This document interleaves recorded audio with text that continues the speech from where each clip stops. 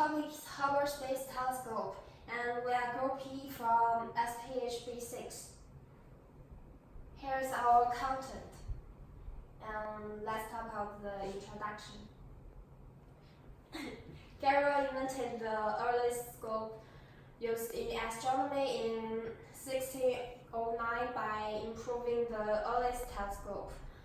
With the improvements during the following 400 years, the size, power, and complexity of telescopes were constantly grew in the following centuries. The first major optical telescope, which was deployed in the space, is Hubble Space Telescope. It is also one of the telescopes which has the most intensive uses and the largest size at present. Hubble was placed in the space in order to record the different waves with its precious instruments. Also, the complex techniques ensuring its outstanding contribution of astronomical researches. So let's talk about the location. Hubble was placed in space by the Space Shuttle Discovery in 1990. The circular orbit of Hubble is 547 kilometers above the Earth, with a 28.5 degree tilt angle toward the equator. This is the equator and this is the angle. With this at this favorable point, and the adverse influence of Earth's atmosphere can be eliminated, including the effects of background lights and the contortions of Earth's atmosphere.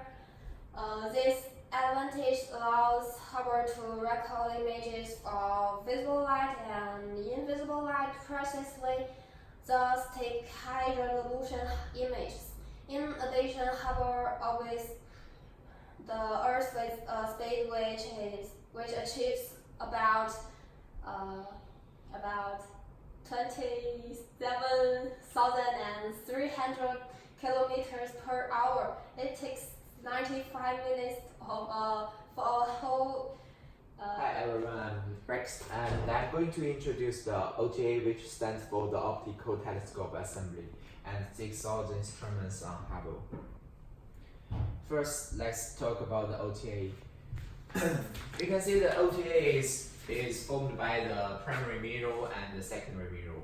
The light will be collected by the primary mirror, which is a concave mirror, and reflected to the secondary mirror, which is a convex mirror. And the light will be reflected back to the center of the primary mirror, which is a little hole, and the line of the light will gather together at a little area which is called the focal plane. And here, the light will be collected by other instruments like STIS, COIS, or other instruments, and the analysis and studied by the scientists. And here we got these 6 instruments will help Hubble to collect more information about the space.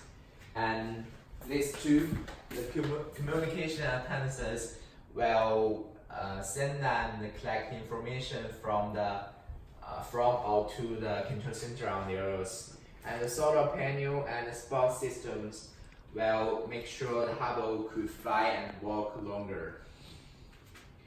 And here we can see the 6 instruments will work together and helps Hubble to collect almost all range of light. But here we are focusing more on FGS and COIS and STIS. First, let's talk about FGS. Actually, FGS is just a guidance of the Hubble. It will make sure Hubble is flying on the correct way. And COIS is advanced technology. It can break down the ultraviolet reading into small compounds, which could be studied by the scientists. And the STIS is going to provide a fingerprint for different lights. It can identify the motion the statement and the chemical compounds of the light. Hello everyone, I'm Albert. Let's talk about the technique of Hubble Space Telescope. There are two parts of Hubble. The first one is the space platform system, and the second one is excellent heat resistance. First, let's talk about the space platform system. The space platform system was made up of three parts. The first part is the lightweight aluminum shell. This shell will reflect most of the space radiation.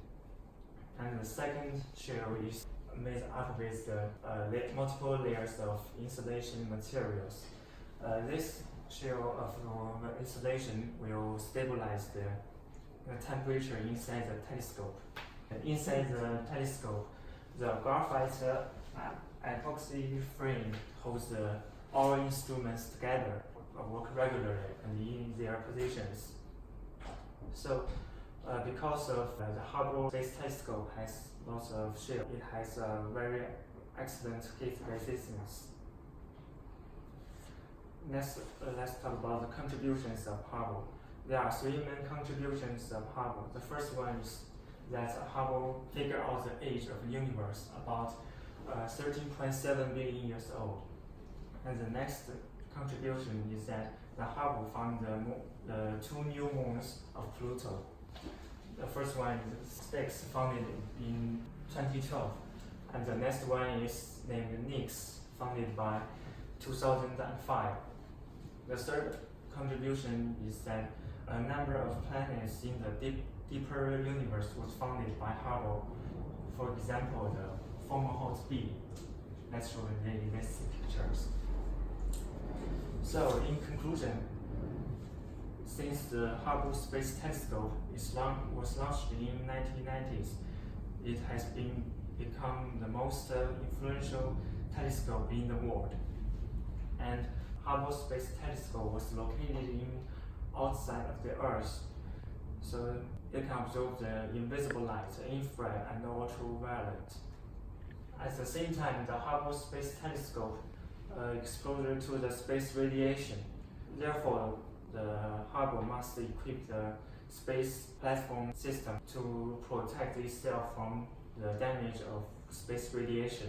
Because of the Hubble telescope has a lot of high techniques and contributions.